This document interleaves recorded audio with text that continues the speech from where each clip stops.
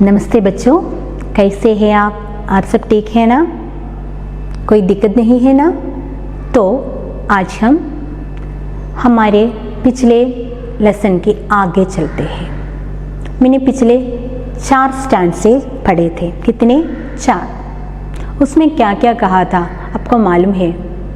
पहले में कहा था इस लोक दुनिया की अवस्था है, महामारी की अवस्था है। लेखक ने कहते हैं उस समय महामारी प्रचंड के रूप में फैल रहा है। जहाँ भी देखो वहाँ सब बच्चे मरे हुए माँओं की रोना भी आता है, वो भी सुनता है। और कहते हैं यहाँ लेखक एक पिता के बातें कहते हैं। उसका एक पुत्री है, उसका नाम है सुखिया। ए पापा बच्ची को अपने घर में ही रखना चाहते हैं, लेकिन वो ऐसे नहीं करते। छोटी बच्ची है इसलिए वो अक्सर बाहर जाते हैं। अक्सर बाहर जाने से एक पिता डरता है, क्योंकि ये महामारी किसी भी तरह आकर ये बच्ची को खा लेगा। आखिर उसका ये डर सत्य बन गया। बच्ची को भी तेज बुखार बन गई, कुछ जख्म हुआ। बच्ची भी डरने लगी। वो अपने पापा से आखिरी इच्छा के रूप में कहते हैं उसे एक फूल चाहिए, वो भी देवी की प्रसाद रूपी फूल। ये हम कहकर पिछला कक्षा समाप्त कर दिया था। तो आगे चलते हैं। देख रहा था जो सुस्थिर हो नहीं बैठी थी क्षण भर, हाय वही चुपचाप बड़ी थी, अटल शांति सी धारण कर सुनना वही चाहता था मैं उसे स्वयं ही अक्साकार। मुझको देवी के प्रसाद का एक फूल ही 2 लाख। कहते हैं बच्ची फिर भी अपने पापा को अपने पिता से पूछती है मुझे एक फूल लाकर दे दो ना। मैं चुपचाप शांति से वहाँ बैठा था। अब मेरे मन में मैं ठान लिया किसी भी तरह मेरी बच्ची को एक फूल लाकर दे दूंगा। ऊंचे शैल शिखर के ऊपर मंदिर था विस्तीर्ण विशाल, स्वर्ण कलश सरसिज विकसित से पाकर समुद्र देवी कर जाल। दीप दूब से आमोदित था मंदिर का आंगन सारा, गूंज रही थी भीतर बाहर मुखरित उत्सव की धारा।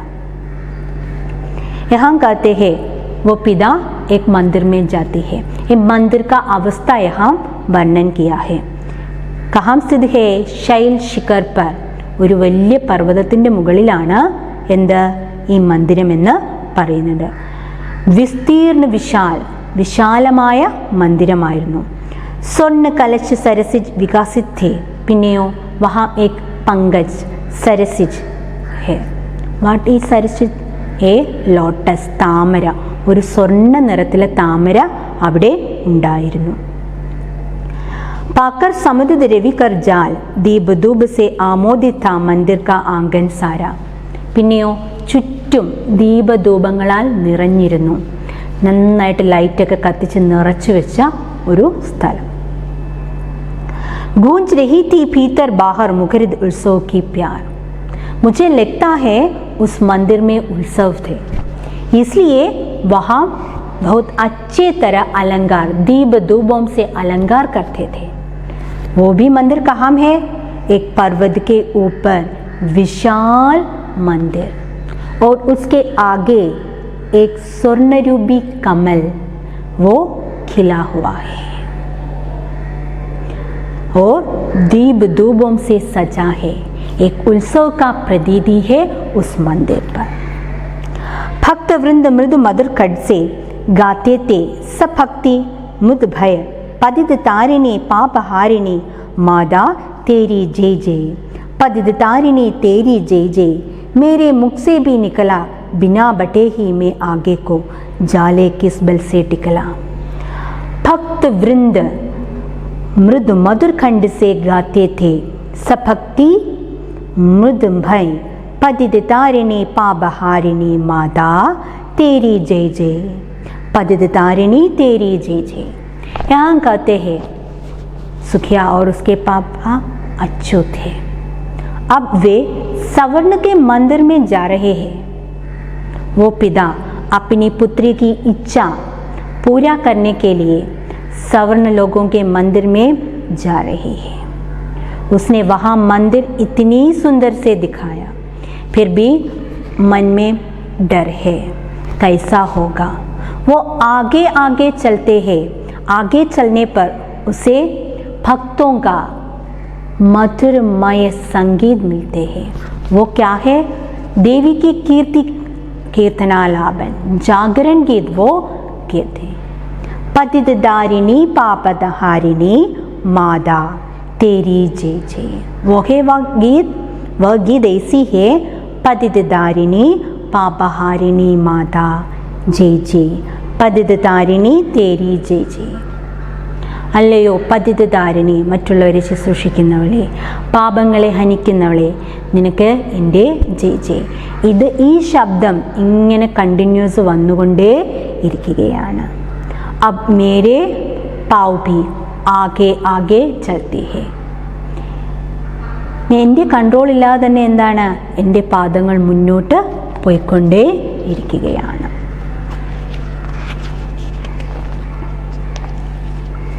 मेरे दीप फूल लेकर वे अम्बा को अर्पित करके दिया पुजारी ने प्रसाद, जब आगे को अंजलि भर के फूल गया उसका लेना चढ़, पर लाबसा पाकर में सोचा बेटी को माम के ए पुण्य पुष्प धूम जाकर में. मैंने जाकर पुजारी के पास कुछ पुष्प दिया. पुजारी ने क्या किया? पुजारी ने उस पूजा पुष्प को देवी के पाद पर अर्चित किया और उसका प्रसाद वापस मुझे दे दिया. लेकिन जब वो उस पुष्प को वापस मुझे दे रही है, मैं मन मुक्त होकर देवी के आगे अंजलि से ऐसे खड़ा था. मैंने सब कुछ भूल गया. एक क्षण में मैंने सब कुछ भूलकर देवी माँ को प्रार्थना करके ऐसे ही रह गई. फिर मैंने पुजारी से वो पुष्प ले लिया और मेरे मन में ऐसा कहा, मैं आज मेरी बच्ची को देवी के एक पूजित पुष्प ज़रूर दे दूँगा. ऐसे कहकर मैंने क्या किया, वहाँ से चल पड़ा. देखो क्या होते हैं. सिंहपुर तक भी आंगन से नहीं पहुँचने में पाया, सहसा यह सुन पड़ा कि कैसे यह अच्युत भीतर आया. पकड़ो देखो भाग न जावे, बना दुर्द यह है कैसा. साफ स्वच्छ परिधान किए है, भले मनुष्यों के जैसा. मैंने पुष्प को पाकर वापस चले जाते हैं. मैंने सिंहपुर तक मुख्य द्वार पर जब पहुंचा, मैं उसका आंगन नहीं छोड़ा. मैंने वहाँ आया, मैंने मुख्य द्वार पर आया, तब मैंने एक शब्द सुना, मैंने एक आवाज़ सुना. क्या दावा आवाज़ सुन पड़ा कि कैसे एक अच्युत भीतर आया. ये आवाज़ ऐसे थे, ए अच्युत हम कैसे अंदर आ गया. पकड़ो देखो भाग न जावे, बना दुर्द एक कैसा. साफ स्वच्छ परिधान किए हैं, भले मनुष्यों के जैसा.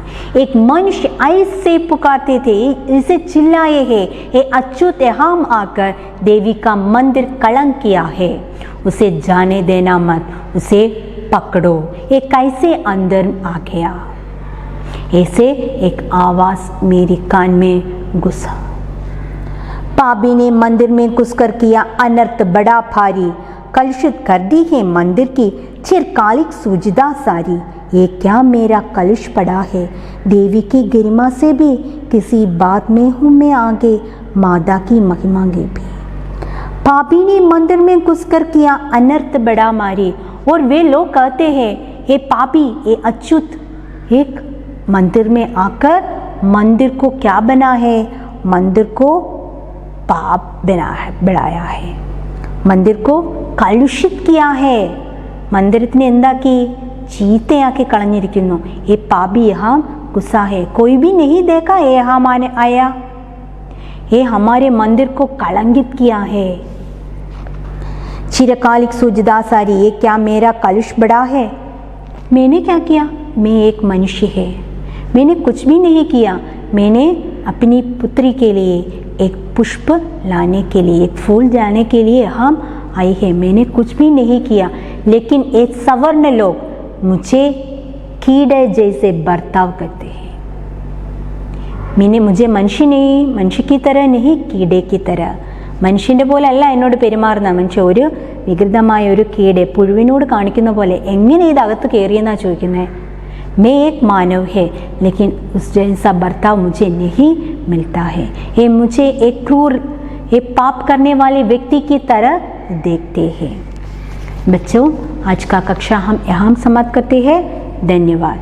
एक या दो बार से पढ़ना तो इस सिंबल है, तो आपको जल्दी ही समझ में आएगा. धन्यवाद बच्चे.